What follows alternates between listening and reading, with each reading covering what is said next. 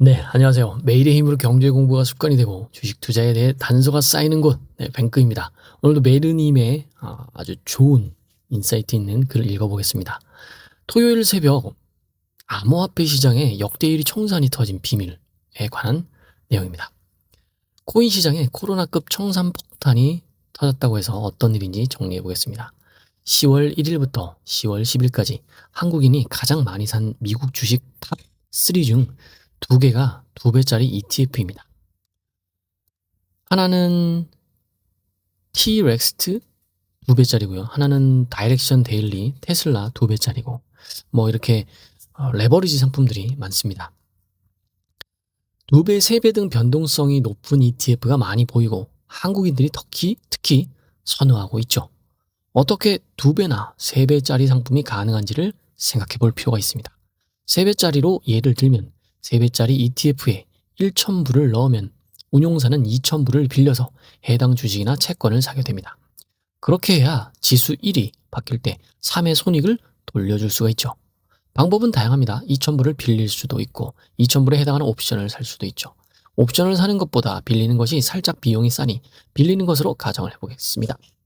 3배의 경우 수수료 계산식은 다음과 같습니다. 3배 수수료는 SOFR라고 읽겠습니다. SOFR 플러스 30에서 40bp 곱하기 2.1에서 2.4 스와프 포지션 210에서 240포인트 플러스 900에서 100bp 운용 수수료 이렇게 좀 복잡한 식이 있는데 하나씩 계산을 해보면 SOFR은 Secured Overnight Financing Rate의 약자입니다. Secured가 담보라고 하는 뜻이고 Overnight은 밤새 쓰고 갚는다라는 하루짜리 초단기를 말합니다. SOFR 금리는 하루짜리 환매부 채권 레포를 담보로 하는 대표적인 미국 달러화 단기 이자율입니다. 연준에서 관리하는데 세인트루이스 연준의 데이터베이스에 들어가면 아래와 같이 그래프로 조회할 수 있습니다. 10월 9일 기준으로 SOFR의 금리는 4.13입니다. 2024년 11월에는 4.8 정도였네요. 지금 많이 내려가는 상태고요. SOFR은 이제 알았으니 수수료를 계산할 수 있습니다. SOFR 플러스 30에서 40bp 그리고 4.1 플러스 0.3에서 0.4는 4.3에서 4.53이 나오게 됩니다. 3배 레버리지라면 원금을 제외하고 딱 2배를 빌리는 게 아니라 10에서 20%의 버퍼를 확보하기 위해서 2.2에서 2.4배를 빌리게 됩니다. 즉 4.43에서 4.53의 금리로 원금 1,000불에 2.2에서 2.4배를 빌리게 되니 9.7에서 10.9%의 수수료율이 나옵니다. 이것이 끝이 아닙니다. 네, 그러니까 날마다 10%의 이자율이 나간다라고 보시면 되겠죠. 연이겠죠, 이거는. 이것이 끝이 아닙니다. 운용 수수료 등 기타 비용의 0.9에서 1%가 더 들어갑니다. 이것을 모두 합치면 11에서 12% 정도가 3배짜리 1년 나가는 게 기본 비용이 됩니다.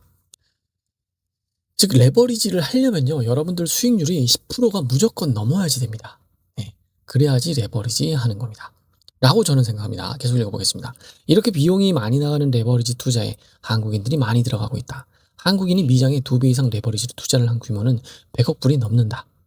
3배짜리를 하는 선택하는 비중이 60%를 넘어가고 있다. 미장 운영되는 ETF를 살펴보자. 아래 그래프에서 왼쪽은 레버리지 ETF이고 오른쪽은 레버리지가 아닌 일반 ETF이다. 와우. 비트코인의 2배의 42%, 테슬라의 2배는 39%가 한국인 투자자들이다. 와. 아래 이런 레버리지 ETF를 운영하는 곳은 운용 보수 및 스와프 수수료 등으로 로또의 복권 기금과 같이 달달한 운용 수익을 가져가고 있을 것이다. 레버리지 투자는 높은 수수료율만 문제가 아니다. 진짜 위험은 청산이다. 그렇죠. 이게 문제였죠. 토요일 새벽 코인 시장에 이런 레버리지 청산이 일어났다. 3배짜리를 다시 보면 3배짜리에 1,000달러를 넣으면 운용사는 2,000달러를 빌려서 해당 주식이나 채권을 사게 된다. 운용사 입장에서 보면 3,000달러짜리 시세의 주식을 담보로 2,000달러를 빌려준 것이다. 주가가 30% 빠지면 3,000달러의 주식의 가치는 2,100달러가 되고 조금만 더 떨어지면 2,000달러 밑으로 떨어지게 된다. 이런 경우 운용사는 손해를 보지 않기 위해 강제로 주식을 팔아서 2,000달러를 상환해버린다. 이것이 바로 청산이다. 주식시장의 레버리지가 신라면이라면 코인 시장의 레버리지는 불닭볶음면이다. 엄청나게 맵다. 코인 시장에는 2배, 3배가 아니라 10배 이상의 레버리지 상품들이 돌아다닌다. 10%만 하락해도 청산이 발생하고 투자자는 전액 손실에 가까운 피해를 입게 되는 것이다.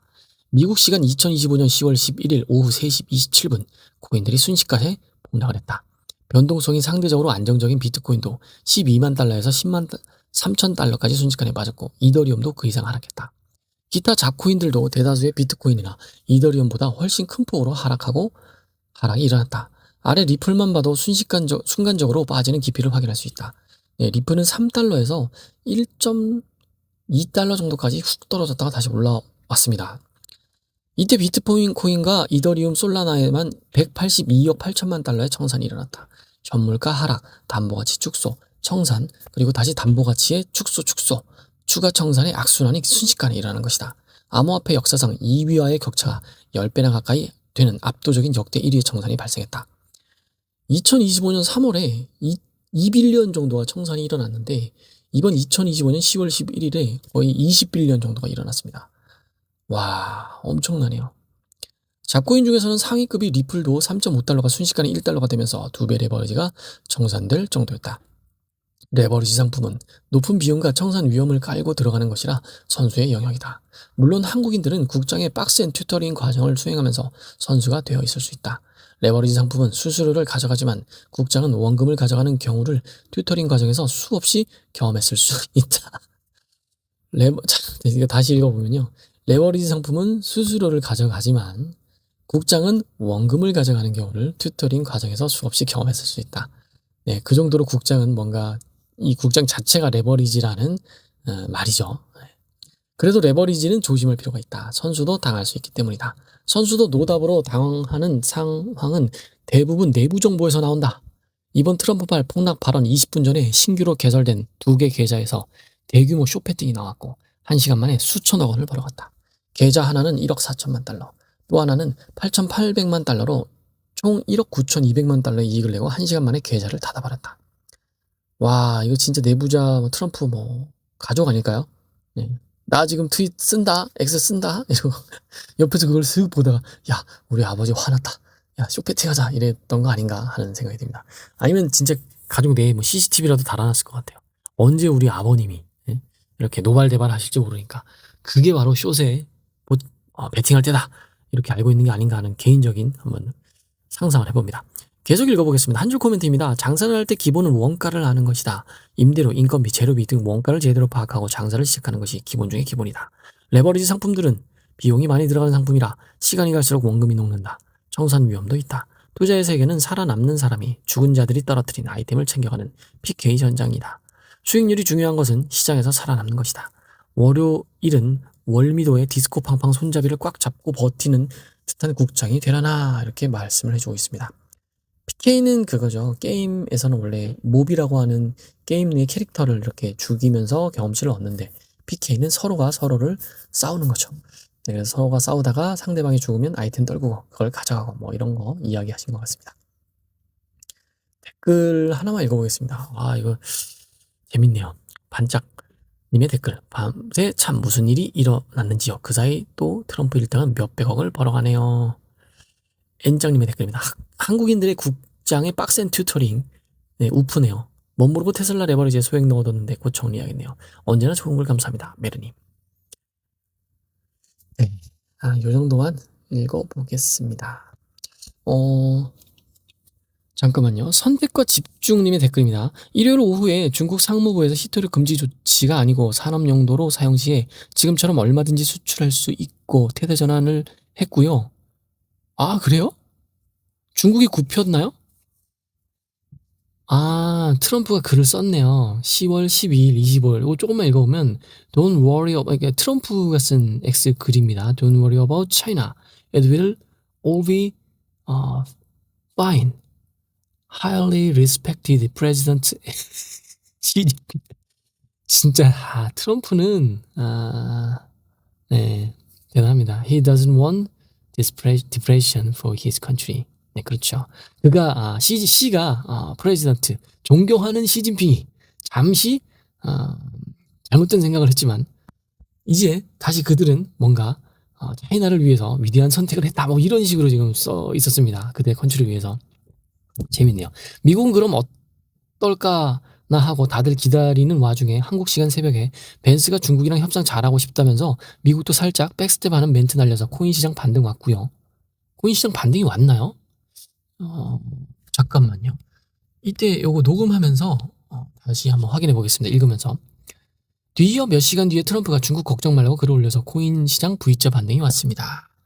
자, 코인 시장을 한번 보면 오늘 국장도 원래라면 크게 마 3 정도 하락되어야 하는데 새벽에 트럼프가 TOCO를 날려서 생각한 만큼 안 떨어질 것 같습니다. 자, 코인 한번 눌러보겠습니다. 와, 네, 이더리움 10% 오르고 있고요. 그리고 뭐 제가 자주 보는 뭐 BNB 12% 올랐고 엄청나네요. 비트코인도 3% 올랐으면 많이 올랐죠. 저는 이제 지금은 그 예전에 하던 리플을 정리해서 안 가지고 있지만 운이 좋게 이가 폭락하기 전에 신기하게 갈아탔네요.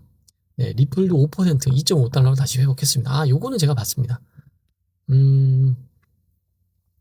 네, 솔라나 11% 회복. 이 정도면 다시 오를 것 같네요. 다시 오를 것 같습니다.